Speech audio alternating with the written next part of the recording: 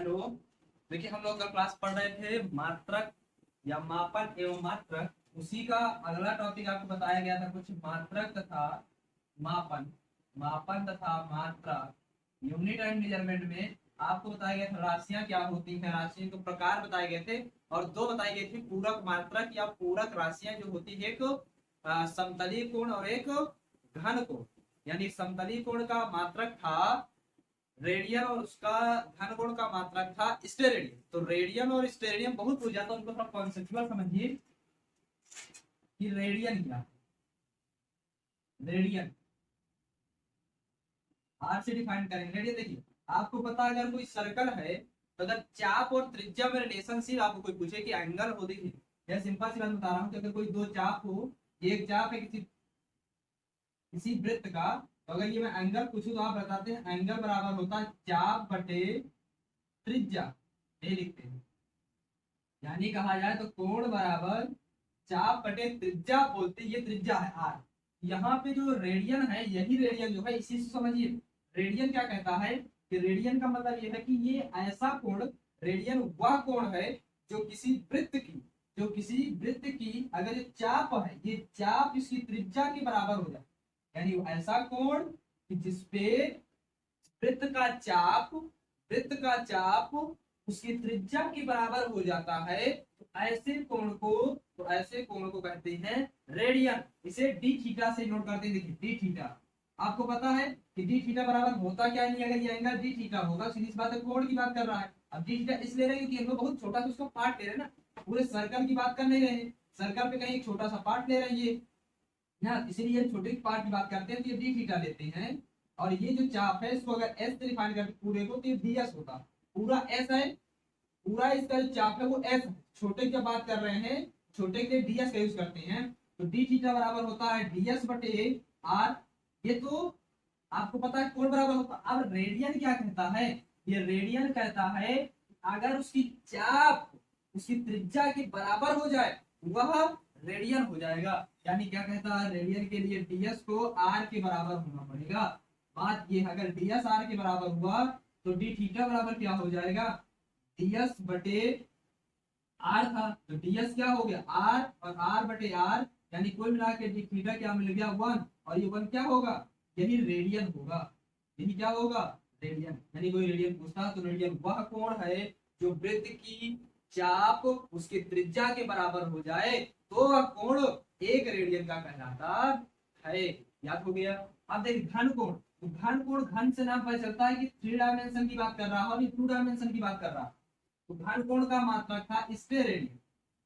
Steradian अगर आप ध्यान से देखिएगा स्टेरेडियन में क्या हो, घन आ गया, यानी घन का मतलब क्यूब होगा तो ये वृत्त होगा, ये किससे परिवर्तित हो जाएगा, अब गोले में परिवर्तित हो जाएगा। गोला का मतलब आपको भाई, गोला से मेरा मतलब क्या हो गया, स्फीयर बात कर रहा है, गोला की बात कर रहा है।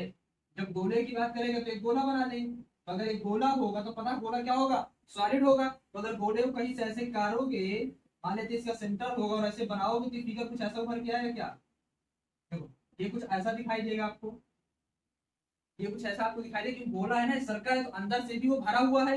जब अंदर से भरा हुआ है तो कुछ ऐसा ही पार्ट दिखाई देगा। आपको दिखाता हूँ, मान लेते हैं बोतल है, जब इस बोतल को सेंटर से काटोगे गोला है, जब अगर आप इसको कहीं से यहाँ से और इसकी बेस की लेंथ देखो तो वो अंदर वाला पार्ट भी आपको दिखाई देगा, यानी अंदर वाला भी कुछ ना कुछ इसकी 3 डायमेंशन है। तो इसका रेडिया जो होगा, इसका एरिया बचा होगा, यानी यहाँ पे क्या आएगा, एरिया की बात आएगी।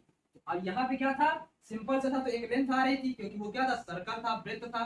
लेकिन यहाँ पे घन है यानी गोला है, जब गोला की बात आएगी तो पूरा इसका वॉल्यूम आता है, आयतन आता है, यहाँ पे क्या बचेगा, सिर्फ और सिर्फ क्षेत्रफल बचेगा। यानी अगर मैं इस एंगल को देखूं तो जब घन कोण की बात आती है तो घन कोण को हम लोग इसको अभी वाला एंगल जो है इसको डिफाइन करते हैं ओमेगा से। इसे क्या पढ़ते हैं, ओमेगा। ओमेगा ओमेगा डब्ल्यू जैसा होता है कुछ ऐसा, ठीक। ये क्या होगा, अब देखिए चाप को हम लोग क्या डिफाइन कर रहे थे, डीएस। यहाँ पे क्या है, डी एरिया है। एरिया क्या, ये तो आर ही है ना, ये तो आर है और ये एरिया है तो इसको कर देते हैं डीए कर देते हैं। और एरिया क्या होगा, साइड का स्क्वायर होगा, सीधी सी बात है। यानी एरिया जो होगा वो साइड का स्क्वायर होगा। ये तो बात क्लियर होती है, किसी चीज का एरिया निकालना है तो साइड का स्क्वायर, यानी साइड इंटू साइड कर दो, कुछ भी लिखो। ये डीए है। ओमेगा यानी थीटा बराबर क्या होता है आपको पता है, थीटा बराबर होगा डीए बटे ए आर होगा। ये बटे क्या होगा, आर होगा, ये बटे आर होगा, ये बटे आर होगा क्या, बताइए जल्दी से, डी बटे आर होगा। आपको ये भी ध्यान से सोचिए, ध्यान से सोचिए, ये हम लोग किसकी बात कर रहे हैं। अब एक थ्री डायमेंशन चल रहा है, थ्री डायमेंशन वन डायमेंशन में आर चल रहा था क्योंकि यहाँ पे सिर्फ रेडियस मिल रही थी। यहाँ पे क्या हो गया, ये एरिया है, ये इसका क्या करना पड़ेगा, रेडियस का स्क्वायर निकालना पड़ेगा, ये यहाँ पे फॉर्मूला काम करेगा। अब स्टेरेडियन की परिभाषा देख, स्टेरेडियन क्या होगा, वन स्टेरेडियन उस कोण के बराबर होता है अगर उसके द्वारा ये जो चाप लगा है, ये एरिया का जो चाप है वो उसकी वो उसकी वो उसकी रेडियस के स्क्वायर के वृत्त त्रिज्या के गोले के त्रिज्या के वर्ग के बराबर हो जाता है, उसे कहते हैं वन रेडियस। यानी आप कह सकते हैं कि जो डीए है अब वो आर स्क्वायर होना चाहिए, किसके लिए, स्टेरेडियन घन कोण के लिए। ये कंडीशन अप्लाई जब हो जाएगी तो ओमेगा बराबर क्या हो जाएगा, देखिए डीए को आर स्क्वायर से डिफाइन कर दोगे, नीचे भी आर स्क्वायर है, कट पिट के वन आ जाएगा, यानी वन क्या आया, ये स्टेरेडियन आया है, ये भी याद रखेंगे। स्टेरेडियन कौन सा कोण है, स्टेरेडियन वैसा घन कोण जो किसी भी गोले की किसी भी गोले के किसी भी गोले के किसी भी गोले के क्षेत्रफल के, यानी उसका जो क्षेत्रफल है, उससे जो चाप वाला क्षेत्रफल है वह उसके त्रिज्या के वर्ग के बराबर के स्क्वायर के बराबर हो जाए, वर्ग के स्क्वायर के बराबर हो जाए, तो उस कोण को घन कोण कहा जाता है। ये बातें आपको बहुत अच्छे से याद करनी पड़ेगी। अब इसके बाद देखिए कुछ आपको मात्रक याद करने, यानी कुछ यूनिट याद करने, मेजर करने के लिए, जैसे आप लोग सुने होंगे, कुछ बताता हूँ इंपॉर्टेंट है, जैसे 1 एंगस्ट्रॉम, 1 एंगस्ट्रॉम, एंगस्ट्रॉम, माइक्रोम ना, 1 फर्मी, 1 फर्मी, 1 पारसेक, ये सब बड़ी बड़ी यूनिट ना। एक प्रकाश वर्ष आता है, देखिए इन सब के बारे में बहुत अच्छे जानिए, प्रकाश वर्ष, स्पेशली प्रकाश वर्ष बहुत पूछा जाता है। फिर आता है खगोलीय दूरी ना, और आता है, इसी में लिख देता हूँ, फर्मी के साथ साथ एक और याद कर लेंगे, पीको, पिकोमीटर ना। देखिए ये जो यूनिट है ना, ये यहाँ है, ये इसका मतलब ये आपको हर जगह काम आएंगी। अगर आप इनको समय के साथ लेंगे तो सारे सेकंड में कन्वर्ट हो जाएगा, लंबाई के लिए लेंगे तो सब लंबाई में कन्वर्ट, यानी मीटर में कन्वर्ट हो जाएंगे, समय सेकंड में कन्वर्ट हो सकते हैं, घंटे में कन्वर्ट कर दीजिए, बराबर वही रहेगा। जो मात्रक यहाँ से वहां जाएगा उसकी यूनिट बराबर रहेगी, आपको यूनिट चेंज करना है, यानी उसकी न्यूमेरिकल वैल्यू आंकिक मान समान होगा, सिर्फ आपको उसके मात्रक को बदलना और कुछ भी नहीं बदलना। देखिए अब ये पहले पिकोमीटर को, पिकोमीटर तो पी से इसको डिफाइन करते हैं, पिकोमीटर है इसलिए एम, अगर ये सेकंड में तो पी कर दो, 1 पिकोमीटर बराबर होता है 10 की पावर -12 मीटर, अगर यहाँ सेकंड होगा तो ये सेकंड हो जाएगा। एक और याद करना है, नैनोमीटर, 1 नैनोमीटर, ठीक। देखिए 1 एंगस्ट्रॉम को ऐसे डिफाइन करते हैं, ए बना के ऊपर जो लगा देते हैं तो ये एंगस्ट्रॉम हो गया, 1 एंगस्ट्रॉम बराबर होता है 10 की पावर -10 मीटर।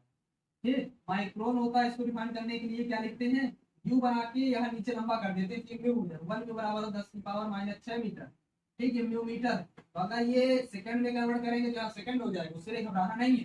फिर फर्मी जो होता है 1 एफ, 1 एफ जो होता है 10 की पावर -15 के बराबर होता है। नैनो को 1 नैनोमीटर, अगर नैनो सेकंड होगा तो नैनो एस लिख देंगे, तो नैनो सेकंड बराबर 10 की पावर -9 मीटर होता है। सेकंड की बात होगी तो आप इसको सेकंड में लिख लेंगे, सेकंड की बात होगी तो आप उसको सेकंड में लिखेंगे। अब देखिए एक मैं बताता हूँ खगोलीय दूरी पर, खगोलीय दूरी क्या है, ऐसी यानी बड़े बड़े यंत्रों की बात करते हैं, जनरली ये सूर्य और पृथ्वी के मध्य की जो दूरी ना उसको नापने का काम करते हैं, उसके मध्य की दूरी को नापने के लिए खगोलीय दूरी कहते हैं, एस्ट्रोनॉमिकल यूनिट कहा जाता है। क्या कहा जाता है, एस्ट्रोनॉमिकल यूनिट कहा जाता है। जो वन वन इसको एस्ट्रोनॉमिकल यूनिट जो ये 1 AU लिखा जाता है, 1 AU बराबर होता है 1.496 इंटू 10 की पावर 11 मीटर, ये बराबर होता है। अब अगर आप ध्यान से देखेंगे, अगर ध्यान से देखेंगे तो किसके और बराबर इसको लिखा जा सकता है, 4 के बाद 9, 4 के बाद 9, अगर 4 के बाद 9 है तो इसको आप 5 कर सकते हैं, तो ये अप्रोक्सीमेटली 1.5 इंटू 10 की पावर 11 मीटर भी लिखा हुआ है, घबराना नहीं है। क्या लिखा हुआ है, 1.5 इंटू 10 की पावर 11 लिखा हुआ है, घबराना नहीं है। फिर देखिए हाँ, एक पार्सेक बता देगा, पारसेक जो है ये भी एक क्या है, बड़ी यूनिट है। लेकिन आपसे उससे पहले आपको प्रकाश वर्ष बताऊंगा, उससे पहले मैं आपको प्रकाश वर्ष बताऊंगा। प्रकाश वर्ष देखिए, एक तो क्वेश्चन से पूछ जाता है कि प्रकाश वर्ष है क्या, किसका मात्रक है, तो सब वर्ष देखकर समय का लगा देंगे, याद रखेंगे। प्रकाश वर्ष दूरी का मात्रक है, प्रकाश वर्ष दूरी का मात्रक है, समय का मात्रक नहीं है। तो 1 लाइट ईयर ये डिफाइन कैसी होती है, प्रकाश वर्ष को डिफाइन करने के लिए परिभाषा पूछता तो लिखेंगे एक वर्ष में प्रकाश निर्वात में, बता दे निर्वात में प्रकाश द्वारा एक वर्ष में चली गई दूरी को या चली गई लंबाई को या दूरी को एक प्रकाश वर्ष कहते हैं। निर्वात में प्रकाश द्वारा एक वर्ष में तय की गई दूरी को प्रकाश वर्ष कहते हैं, जो बराबर होता है 9.467 इंटू 10⁻15 मीटर के। और अगर इसको ध्यान से अब देखिए, ये 6 हो गया तो 5 कर देंगे, 9.5 अप्रोक्सीमेटली 10 के बराबर है, अप्रोक्सीमेटली ये 10 के बराबर है, 10 इंटू ये हो गया 15, तो 10⁻1 और बेस जब सेम होगा, आधार सेम होगा तो खाते ऐड हो जाएंगी, कुल मिला के ये बराबर हो सकता है 10⁻16 मीटर के। याद रखेंगे, मेन तो ये है, लेकिन इसको कभी कभी इसके बराबर भी हम दिखा देते हैं, बता देते हैं, घबराएंगे नहीं, सारी जानकारियां मिल रही है, आपको टेंशन नहीं लेना। इसका आप स्क्रीनशॉट लीजिए। अब देखिए दूसरा एक, हाँ एक इसका बच गया, पारसेक भी क्या है, एक बड़ी बड़ी दूरियों को नापने के लिए यूज होता है, बड़ी बड़ी दूरियों को नापने के लिए यूज होता है। तो प्रकाश वर्ष 1 पारसेक को पारसेक साफ साबित देते हैं, 1 प्रकाश वर्ष पारसेक बराबर 3.80 इंटू 10⁻16 मीटर के बराबर होता है। देखिए 0.8 है ना, तो इसको आप अप्रोक्सीमेटली 3 इंटू 10⁻16 भी कह सकते हैं, लेकिन 0.08 को हटा सकते हैं, अप्रोक्सीमेटली बराबर है, लेकिन एक्चुअल जो वैल्यू है वही वैल्यू है, उस वैल्यू से घबरा नहीं सकते, काट नहीं सकते। अगर आप कितना आया तो इसके बाद आपको हम कुछ बताते हैं। ये हो गया, अब आगे चलते हैं। देखिए जब आगे की बात करेंगे तो आगे आपको क्या याद रखना है, कुछ आपको पढ़ना है कि त्रुटियां क्या होती हैं। नेक्स्ट टॉपिक आपको मैं त्रुटि लेके चलूंगा, उससे पहले भी एक टॉपिक बचा हुआ है, सार्थक अंक क्या होते हैं, सिग्निफिकेंट फिगर क्या होता है, वो आपको बताया जाएगा। उसमें कैसे काउंटिंग्स करते हैं, क्या क्या लेते हैं, उसको ऐड कैसे करते हैं, क्या रिजल्टेंट होता है, तो वो पूरी बातें आपको बताते हैं। उससे पहले जो बता रहा हूँ उसको समझेंगे। इसमें ही इसी का एक नया चैप्टर है या नया बात कर रहे हैं, जिसमें बात करने जा रहे हैं हम लोग त्रुटि की। ये सबसे इंपॉर्टेंट है, इसलिए इसको पहले पढ़ाता हूं मैं। एरर बहुत इंपॉर्टेंट है, इसका काम बहुत है। त्रुटि है क्या, गलती है, त्रुटि का मतलब होता है गलती करना। आपको पता है कि इस विश्व में कोई भी चीज आइडल नहीं है, आदर्श नहीं है, 100% सही नहीं है। कुछ भी हो, कोयला भी है, कालिक भी है, तो वो भी क्या है, 100% नहीं है, 100% नहीं है, 99.9 हो सकता है, लेकिन 100 नहीं होगा ना। यानी 100% जो बंदा कहता आइडल की बात करता है, तो पक्का पक्का वो गलत है, क्योंकि आइडल तो कुछ है नहीं।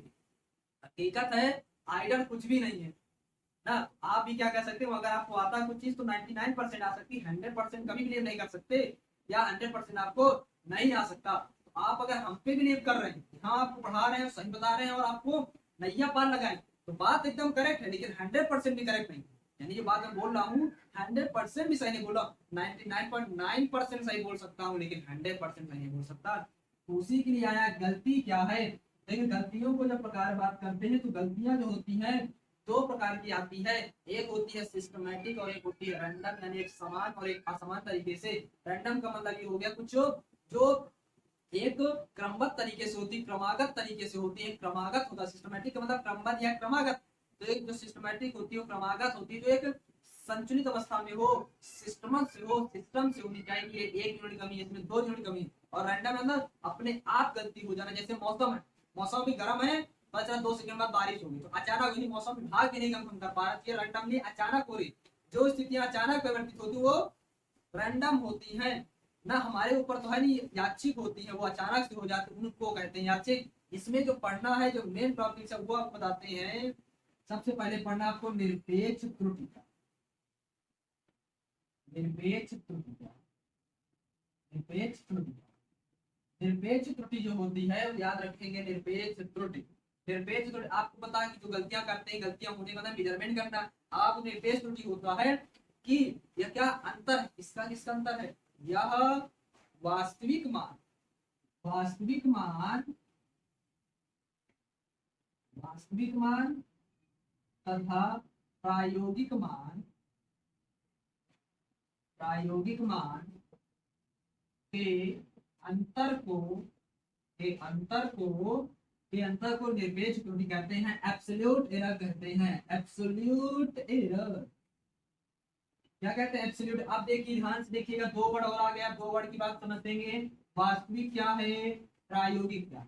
वास्तविक का मतलब यह है कि उसकी एक एक्चुअल मीनिंग है उसका, जैसे आप बताते हैं, इस डस्टर को ध्यान से, मार्कर को ध्यान से देखेंगे, मार्कर का जो है लेंथ है, ये मार्कर की जो लेंथ आई है ये क्या है, कहीं ना कहीं से फिक्स होकर आई है, यानी बताया गया है कि ये मान है। और अगर आपको नहीं बताया गया तो आप उसकी वास्तविक मान को मानेंगे। कैसे निकालेंगे वो बताते हैं। और प्रायोगिक का मतलब जो है जो हम कैलकुलेट कर रहे हैं, वास्तविक जो कंपनी देकर दी है वो वास्तविक एक प्रकार से मान सकते हैं, ठीक। और अगर नहीं दी है तो हम वास्तविक निकालेंगे, निकालने तरीका मैं बताऊंगा आपको। और प्रायोगिक का मतलब जो हम इसको प्रयोग करेंगे, तो आपको जितनी अच्छी इसकी वैल्यू चाहिए, करेक्ट इसकी वैल्यू लाए, अधिक से अधिक सत्य वैल्यू लाई जाए, तो उसका मतलब है आप इसके प्रयोगों को, आप इसकी लेंथ को मापने का काम बारंबार करिए, जितनी हो सके उतनी से ज्यादा बार इसको नापिए। तो अगर आपको वास्तविक मान दिया तो ठीक है, और अगर वास्तविक मान आपके पास अब लेवल नहीं है, नहीं दिया, तब उसके निकालने का तरीका आपको क्या है, आप जो करेंगे इसमें प्रेक्षण करेंगे, प्रयोग करेंगे, प्रयोग करेंगे तो पहले वास्तविक मान निकालने का तरीका आपको बता रहा हूं। मान लेते वास्तविक मान आपको नहीं दिया, तो आप जब प्रयोग करेंगे तो x1 बार करेंगे, फिर x2 करेंगे, x3 करेंगे, x4 करेंगे, x5 करेंगे। ये आपके प्रयोग होगा, जितने प्रयोग हो गए इन सभी को इसका माध्य ले लेंगे। अगर इस प्रयोग का माध्य ले लेंगे तो उसका वास्तविक मान बता देगा, उसके वास्तविक मान को वो डिफाइन करेगा ना। वास्तविक मान को हम लोग x से डिनोट कर रहे हैं, और प्रायोगिक मान को x1, x2, x3 से डिवाइड करेंगे, और निरपेक्ष त्रुटि को, निरपेक्ष त्रुटि में हम लगाएंगे डेल्टा x, हम निरपेक्ष त्रुटि में लगाएंगे डेल्टा x। जब डेल्टा x की बात आ गई तो क्या हो गया, x माइनस x प्रायोगिक। प्रायोगिक में ये 1 2 3 काउंटिंग करेंगे, इसको डिफाइन करने के लिए यहाँ i लिख दे रहे हैं, और यहाँ पर i की काउंटिंग कहाँ से स्टार्ट होगी, 1 2 3 से जितने आप ले लोगे, ये बन गया इसका निरपेक्ष त्रुटि का। अब देखिए हमने प्रयोग किए थे 5 ना, 5 प्रयोग किए, उस 5 प्रयोग को लिखना है, तो आप पहले निकालेंगे डेल्टा x1, यानी पहली त्रुटि क्या है, पहला निरपेक्ष मान आया x माइनस x1, x2 क्या आया, डेल्टा x2 आएगा, x माइनस 2, डेल्टा x3 आएगा, x माइनस x3, ऐसे से ये चलता रहेगा। और अगर डेल्टा xn की बात करेंगे तो ये क्या मिलेगा, x माइनस xn, यानी इसका फॉर्मूला मिल गया डेल्टा xn बराबर x माइनस xn। इसका फॉर्मूला निरपेक्ष त्रुटि का फार्मूला है, इसका फार्मूला है निरपेक्ष त्रुटि का फार्मूला है। फिर इसके बाद इसकी सेकंड आती है माध्य निरपेक्ष त्रुटि, मीन एब्सोल्यूट एरर। उसको देखिए, मीन एब्सोल्यूट एरर वो क्या है, माध्य निरपेक्ष त्रुटि। आपको पता है कि अगर चीज का माध्य लेना है, औसत लेना है, तो क्या है, mean, mean absolute error, mean absolute error.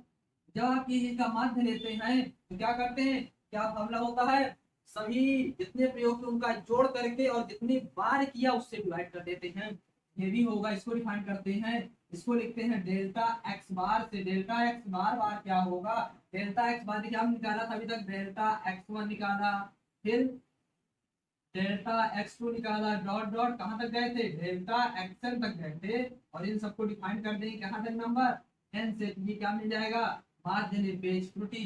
अब याद रखेंगे ये वाली वैल्यू नेगेटिव भी आ सकती थी, इसलिए इसको हमेशा मॉड में लगाएंगे, यानी पॉजिटिव हमेशा लेनी है। नेगेटिव कैसे आएगी, ऋणात्मक कैसे आएगी, ध्यान से देखेंगे। मान लेते हैं, मान लेते हैं कि जो इस मार्कर की बात किया, मैं मार्कर की बात कर रहा हूँ, जो इसका वास्तविक मान है, मान लेते इसको हमने नापा, 3 बार नापते हैं। एक बार इसकी लेंथ मिलती है 3.1 मीटर, एक बार कोई नापता है 3 मीटर मिलता है, और एक बार नापता है 3.1 मीटर बचता है।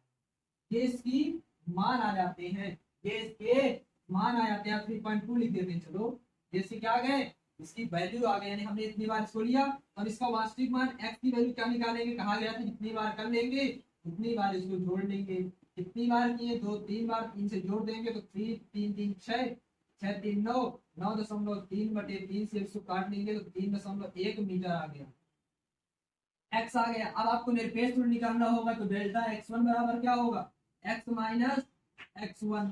तो देखिए x की वैल्यू है 3.1 और ये क्या है प्रायोगिक, पहली प्रायोगिक मान है 3.1, तो डेल्टा x1 की वैल्यू आ गई 0, कोई दिक्कत नहीं है आपको।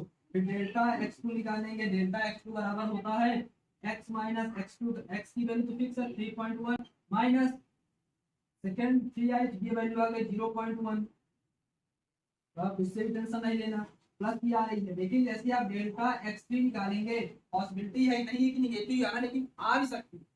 ये क्या मिलेगा x माइनस x3, जैसे इसको निकालेंगे तो ये वैल्यू फिक्स है और x3 की वैल्यू है 3.2, लेकिन जब इसमें से इसको हटाएंगे तो माइनस का 0.1 आएगा, लेकिन नेगेटिव भी आ सकता है, यहाँ तक तो नेगेटिव चलेगा, लेकिन जब इसमें रखेंगे माध्य में तो इसका हमेशा धनात्मक रखेंगे, यानी अगर माध्य कोई निकालता x बार डेल्टा x बार तो क्या लिखते हैं, इन सबको सम करते 0 प्लस 0.1 प्लस निगेटिव का इसको पॉजिटिव का ही रखेंगे और बटे e क्या मिल जाएगा 0.2/3 से इसको डिवाइड कर लेंगे, कितना मिलेगा 0 पॉइंट लग गया तो 0 लगा सकते हैं, 6 6 6 चलता रहेगा, 7 ले सकते हैं, माध्य इसका ये आएगा। ये प्रकार से मैंने आपको एक क्वेश्चन कराया, कैसे करेंगे अभी और बताएंगे। अब इसके बाद नेक्स्ट है इसकी, नेक्स्ट जो त्रुटि होती है वो होती है भिन्नात्मक, भिन्नात्मक त्रुटि, भिन्नात्मक भिन्नात्मक भिन्नात्मक त्रुटि, भिन्नात्मक त्रुटि, भिन्नात्मक त्रुटि का सीधा सा रिलेशन से, भिन्नात्मक त्रुटि को सीधा सा रिलेशन लिखेंगे फ्रैक्शनल, इसे कहते हैं फ्रैक्शनल, फ्रैक्शनल आर रिलेटिव ना, तो आप इसको सीधा ले सकते हैं फ्रैक्शनल एरर, तो ई फ्रैक्शन ले सकते हैं, या फ्रैक्शनल एरर बराबर होता है बार, इसका जो ये निकालिए delta x bar by x, x क्या है, x है आपका वास्तविक और ये है माध्य, यानी कह सकते हैं माध्य निरपेक्ष मान, माध्य निरपेक्ष मान बटे वास्तविक मान, वास्तविक मान तो क्या कहते हैं, रिलेटिव एरर कहते हैं, भिन्नात्मक त्रुटि कहते हैं। नेक्स्ट है परसेंटेज, प्रतिशत, प्रतिशत त्रुटि, प्रतिशत त्रुटि बराबर होता है जो भिन्नात्मक निकाल लिए हैं, इसी को अगर आप x 100 से डिफाइन कर दे, 100 से मल्टीप्लाई कर देंगे तो ये परसेंटेज पहुंच जाएगा, यानी कहा जाए तो भिन्नात्मक त्रुटि निकाल के 100 का गुणा कर देंगे तो ये परसेंटेज एरर कहलाएगा। बस ये इंपॉर्टेंट है, इतनी आपको परसेंटेज एरर त्रुटि के बारे में चार चीज जाननी थी। पहले बताया गया निरपेक्ष त्रुटि, दूसरा माध्य निरपेक्ष त्रुटि, तीसरा भिन्नात्मक, चौथा प्रतिशत त्रुटि। ये त्रुटि आपको निकालना हो और इस पे न्यूमेरिकल भी होगा, मैं नेक्स्ट क्लास में कराऊंगा। ओके, नेक्स्ट क्लास में इसका मैं न्यूमेरिकल कराऊंगा। इतना के लिए बने रहिए, थैंक यू।